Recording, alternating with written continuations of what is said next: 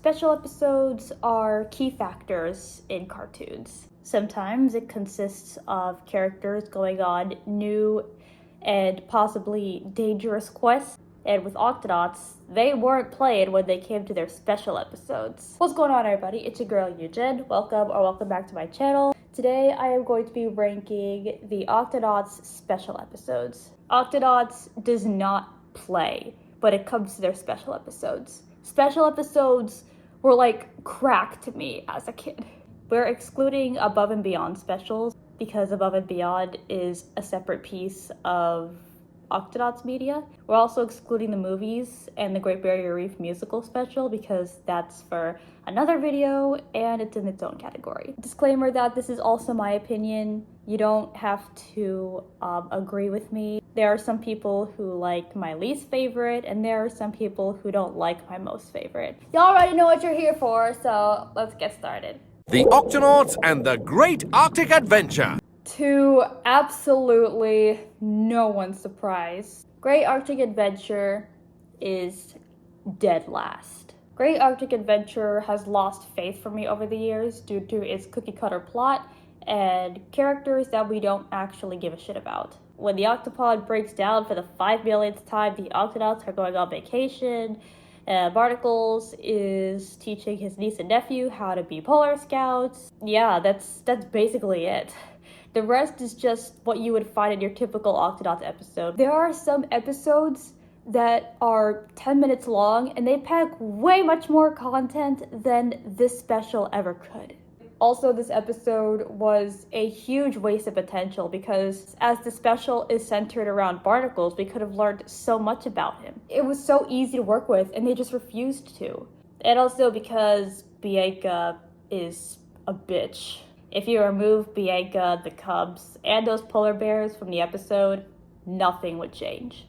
Nothing would change. You would lose absolutely nothing. Side note, I did something with Bianca in my Octonauts fanfiction, Octonauts Revolution. Basically, I made her a spoiled shit sister. If a character has 0 positive traits, but mostly negatives, just make them a negative character.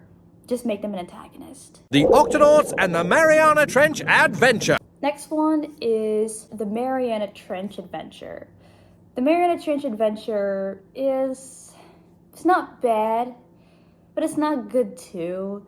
If anything, it's just one of the most forgetful specials. We do get some new features like the Deep Sea Octolab and the Octonauts exploring the Mariana Trench, where most divers in the real world wouldn't risk going to. The reason why it's forgettable to me is because the Octonauts have been doing deep sea missions since season 1. That's why I ranked it pretty low. At least we got the Deep Sea Lab, the Octobots, and Shellington has more lines.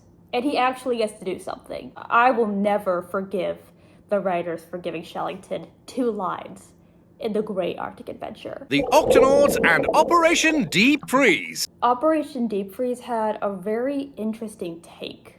Operation Deep Freeze is, in real life, is a practice for researchers in Antarctica. So for Octonauts to replicate it is pretty fearless and it was cool.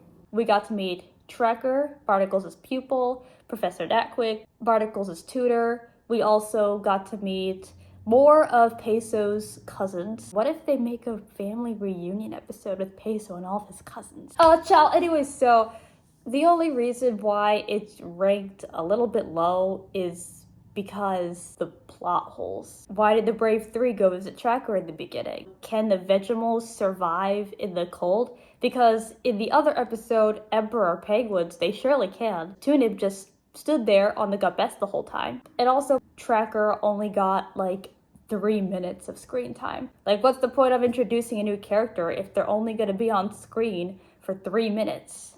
What's the point of that? Wow, even Barnacles' pupil can't catch a break.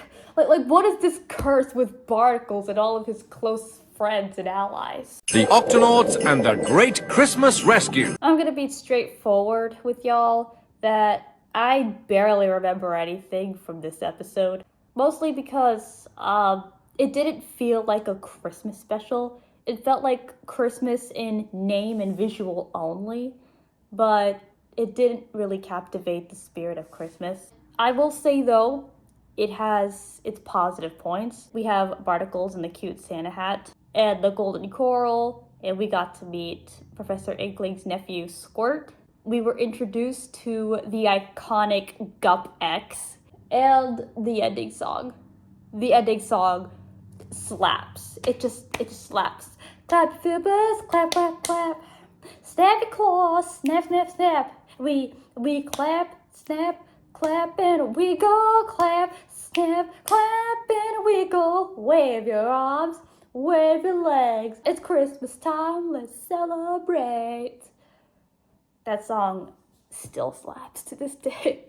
Octonauts and the Great Penguin Race. The Great Penguin Race might be one of the most randomest episodes of of the series so far, mostly because there is no mission. It's all just filler. But it's good filler. We get to see Pinto for a whole 24 minutes instead of the usual 10. And I love that it was part of Peso's mini arc of trying to believe in himself. We also got to see Peso's mom, who did not just appear on the screen, who is actually like a real person. We got to see her full appearance. I also love the angle of Dashi being a reporter. I also loved the mini subplot where Pinto saved Peso. I thought that was really cute. And the way he dragged Hugo. Pinto is just the cutest thing. The Octonauts and the Very Vegimal Christmas. I feel so bad for ranking this episode extremely low, but it's another Christmas special, so it has a very specific theme to it. But if we remove the Christmas part for just this once, then it probably would have ranked at number 1. The Very Vegimal Christmas was the second holiday special, and this time it was more decked out. I was actually feeling the Christmas spirit with the Christmas tree and the themed stockings and the Christmas train. That was so cute. The Vegimals setting up the Christmas feast. What I like about this episode the most is that it proves that the Vegimals matter and they're not just there for cute or funny gags. To have them save everyone, it just gives you this, fills you up with joy. Barnacles even said it himself that the Octonauts would be nothing without the Vegimals. Those cute, brave little troopers. And also, we got a backstory on the Vegimals. Also, the greatest thing about this episode is that the Vegimals were the star. It felt like a Vegimals episode. It's one of my ideal episodes to watch in my Christmas media. I recommend you watch it too. The Octonauts and the Over-Under Adventure. Over and Under Adventure. This episode has Antarctica, the Gup S, a whole lot of sea creatures that we've never seen before, and a whole lot of gay. Sorry. I'm sorry. The Octonauts are in Antarctica again, but for a proper research project this time. The boys will explore over the ice while the girls explore under the ice. Love the comedy they put in there with Quasi hating the cold. I hate the cold too. I hate the winter cold. I prefer the fall cold. Even though the Octonauts were separated, they were still working as a team. I like to think that this is one of the predecessors to Above and Beyond, where the Octonauts are an established team now, so they can trust each other to complete missions. But yeah, Over and Under Adventure, it's good. Very good. Nothing else to say. The Octonauts and the Great Swamp Search. I was really wrapping my head around which special should be placed in number 2 and the top spot. It took me a total of 30 minutes to finally pick a winner. So, for second place, we have the Great Swamp Search. Yeah, I know, the Great Swamp Search was one of the best special episodes ever, and I was hyping it up as a kid to the point where I would sell one of my hairs to see a little spoiler. I keep saying that every time I talk about it because it's true. I was that pumped. The Great Swamp Surge is where we visit Tweek's childhood home in the Florida Everglades. We meet her dad, Ranger Marsh. We're also introduced to the Gup K and some other swamp creatures. This was also the first Octonaut special that took place directly above water. Of course, it had its peril with the wildfires. We also got to see Tweek saving her father when he was trapped. And that's one of my standards for relative episodes. If an Octonaut or relative gets into trouble, let their relative rescue them. If Calico Jack was in trouble, let Quasi rescue him. Or the other way around. If Dashi was in trouble, let Kashi rescue her. Or the other way around. But I would love to see if Kashi would rescue Dashi. That would be so cute. Unfortunately, as much as I love the Great Swamp Surge special, it still has its flaws. And the weird decision to split them up. I mean, if 4 of you are gonna go catch creatures, at least let all of you come. I mean, I get it. We had to warn creatures about the wildfire, but Marsh specifically said that they can take care of themselves. That was kind of a weird decision. Another reason why it's ranked low is because of that dubbing error. That tree looks too big for the Gup K to chomp through. How? Basically, Dashi says that tree looks too big for the Gup to chomp through. But, you might notice that she sounds a little weird. The reason why she does sound like that is because it's her original UK voice. Okay, so the person who was in charge of distributing and the sound technician, how do you fuck up that badly that you forgot that there were 2 separate English dubs? They didn't even record Mary's version, or maybe they forgot to, but they didn't even include Mary's. They just stuck with Teresa's, and nobody in the studio noticed. Who the hell is this bitch? Like, how did nobody catch that? That's just hilarious to me.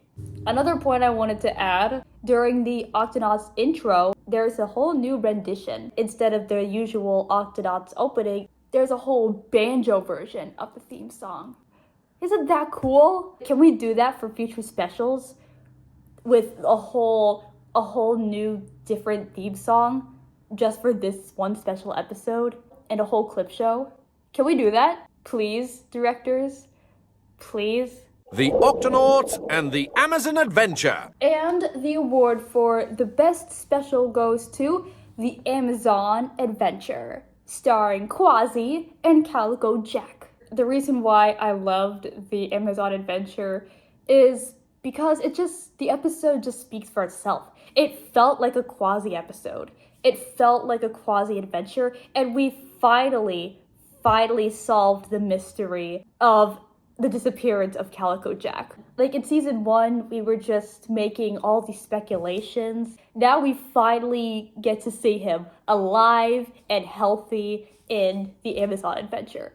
Another reason why I liked it is because all the Octonauts are getting something to work with. And we also get to see the different creatures with the Octonauts, with those creatures as well. For Barnacles, it was the river dolphin. For Peso, it was the electric eel. For Dashi, it was the arapaima.